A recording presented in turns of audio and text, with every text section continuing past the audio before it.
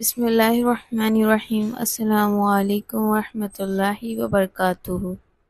جس طرح پچھلے پارٹ میں ہم نے جانا کہ شیطان نے مور کو لالچ دی تھی کہ وہ اگر جنت میں اسے جانے دے گا، اس کی جنت میں جانے کی ہیلپ کرے گا، تو اسے ایسا وظیفہ بتائے گا کہ جس سے وہ کبھی بوڑھا نہ ہوگا، ہمیشہ زندہ رہے گا اور ہمیشہ جنت میں ہی رہے گا۔ پھر مور نے کہا آدم کی وجہ سے کوئی جنت میں نہیں جا سکتا۔ مور نے یہ سب باتیں سانپ کو سنائی۔ سانپ نے لالچ میں آ کر جنت کی موری سے اپنا سر نکالا اور شیطان سے کہا کہ وہ وظیفہ مجھے بتا دے، میں تجھے جنت میں لے جاؤں گا۔ شیطان نے کہا پہلے مجھے جنت میں پہنچا دے، میں تجھے وظیفہ بتا دوں گا۔ سانپ نے اپنا منہ کھولا، شیطان جھٹ سے اس کے منہ میں گھس گیا اور جنت میں پہنچ گیا۔ مور سے اور سانپ سے پھر اس نے بات ہی نہیں کی اور جنت میں ایک طرف بیٹھ کر رونے لگا۔ پھر حضرت حوا علیہ السلام نے اس سے پوچھا تو کون ہے اور کیوں روتا ہے؟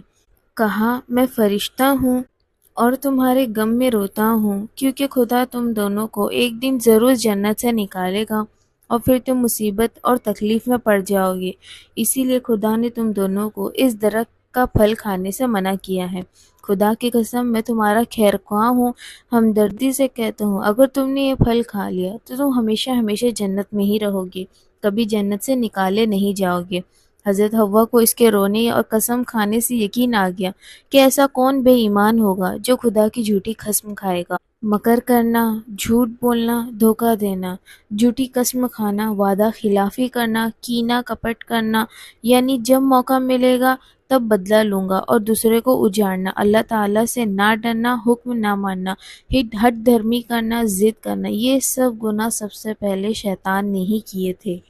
حضرت حوا شیطان کے مکر و فریب میں آ گئی اور درخت سے 3 پھل توڑے، ایک آپ نے خود کھا لیا اور 2 حضرت آدم کے پاس لائی اور کہا ایک پھل میں نے کھا لیا ہے، یہ 2 آپ کھا لیں۔ آپ نے فرمایا اللہ تعالیٰ نے اس کے کھانے سے منع فرمایا ہے۔ کہا یہ فرشتہ خدا کی قسم کھاتا ہے اور ہمارے غم میں روتا ہے، اس سے زیادہ غمخور اور کون ہوگا؟ اگر آپ یہ نہیں کھائیں گے تو اس فرشتے کے کہنے کے موافق آپ جنت میں نہیں رہیں گے، اور میں جنت میں آپ کے بغیر کیسے رہوں گا؟ انہی باتوں میں حضرت آدم میں بھی بھول گئے کہ منہ کھولا اور ڈالا ہی تھا، حلق کے نیچے ابھی اترا نہیں تھا کہ اللہ تعالیٰ کا غضب آ گیا اور جنت کے کپڑے اتار کر دونوں کو ننگا کر دیا گیا۔ بدن چھپانے کے لیے یہ دونوں جس درخت کے پاس جاتے وہ درخت اونچا ہو جاتا اور جنت میں تمام چیزوں کی طرف سے کہا جاتا کہ ہم سے دور ہو جاؤ، تم نے اللہ تعالیٰ کی نافرمانی کر کے مجرم ہو گئے ہو۔ آپ خوف اور شرم و حیا کی وجہ سے بے چین ہو گئے۔ جبرائیل علیہ السلام نے کہا اے آدم تم اللہ سے معافی مانگو۔ آپ نے یہ دعا کی اے ہمارے رب، ہم نے اپنی جانوں پر ظلم کیا، ہم معافی چاہتے ہیں، اگر آپ ہم کو معاف نہ کریں گے، رحم نہ کریں گے تو ٹوٹا پانے والوں میں ہو جائیں گے۔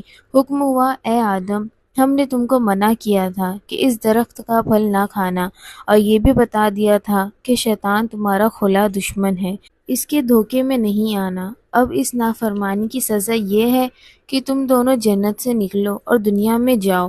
اور حضرت جبرائیل کو حکم ہوا کہ آدم اور حوا کو اور سانپ، مور اور شیطان کو نافرمانی کی وجہ سے جنت سے نکال کر دنیا میں ڈال دو۔